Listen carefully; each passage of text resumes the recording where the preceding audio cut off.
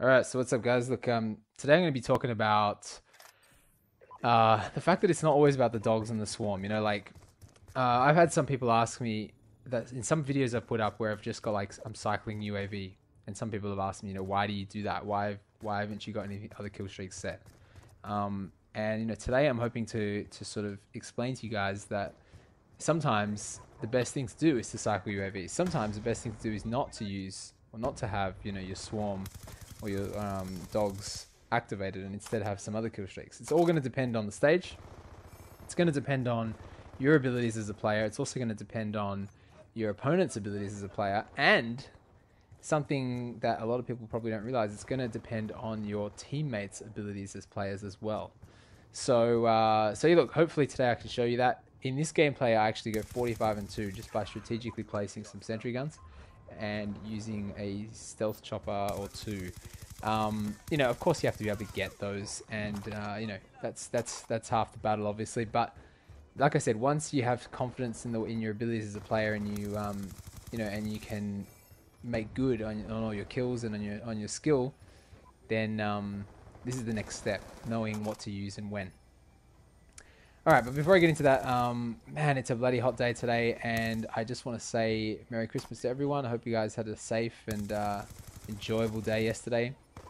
For the next a couple of days here in Perth, at least, it's going to be about 40 degrees on average. I think all the way until Saturday, so it's going to be absolutely insane. Yesterday, Christmas Day, Perth was the hottest anywhere in the world for Christmas, which is not something we should be really proud of, I suppose. But yeah, interesting fact. I was up till last night. Sorry, I was up to this morning, 8:30, playing this game. If you guys have been watching some of my previous videos, you would have known that I recently got a new internet. I upgraded it not too long ago, and I did that in a bid to try and get host more often, because I finally had some experience with 4-bar connections. And I was hooked straight away. The 4-bar connection is just so awesome. So I figured that I'd do whatever I could to try and get that as often as I can. And it seems to be sort of helping, I suppose. It looks like now I get host a bit more often, and when I do, it's just awesome. All right, look. So today's topic, I'm basically, all I want to say really is not much to say, other than the fact that again, it really comes down to like the stage and stuff. Here you'll see that I got all I have is sentry guns on. I've got UAV, and I've got the stealth chopper. Now the UAV I would recommend pretty much all the time. Like, I don't think there's a single time where I ever go without UAV, unless I've got really bad players on the opposite team, and it's a stage that I like and that I'm familiar with. I might go orbital VSAT, dogs, and swarm, and try and get a dog swarm gameplay. To my knowledge, I don't think I've actually done that yet. I may have, but I'm not sure. Only because, like, I don't actually have swarm unlocked. See, that's the problem. Like, every time I'm prestiging through the ranks every time now. So basically what's happening is, I'll get swarm at like level 53 or whatever it is that you unlock it at, 54 perhaps, I can't remember. And then, pretty much like within the next half an hour of prestige. So unless I, unlock it and like put it on, and I actually go for the swarm, like, it's not. I don't get it. I don't get swarms. I think I've only gotten 3, but that's because I haven't tried.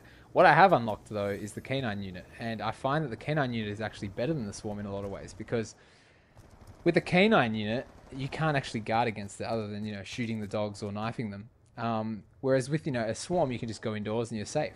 Or you can even just put on blind eye and you're safe. So the swarm has defenses. The canine unit doesn't, and that's why I unlocked the canine unit. In fact, what I did is I pretty much followed my brother exactly. He unlocked the orbital VSAT first, and then, well, actually, if you want to go straight from the very beginning, he unlocked Scavenger first. Then he unlocked he unlocked Ghost first, then Scavenger, then the orbital VSAT, then the dogs, which is exactly what I did. So now instead, I think he unlocked Swarm after that, but instead of doing that, I've actually unlocked I think the AN94.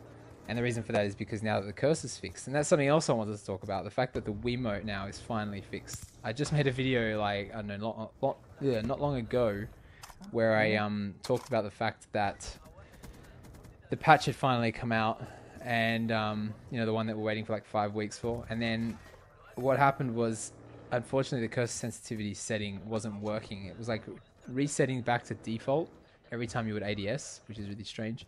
But they've actually fixed that now without a patch. They've managed to include it in a hotfix on the server side somehow. I'm not sure how. It must push something over to your console or something every time you connect, because it should be a client side thing. But basically, they've fixed the Wiimote pointer now, and it's pretty damn good, I have to admit. Like, it's actually pretty good. It's now, you know, you got that sensitivity kind of like Modern Warfare 3 and Black Ops. It's still not there yet. It's pretty close, but it's not there yet.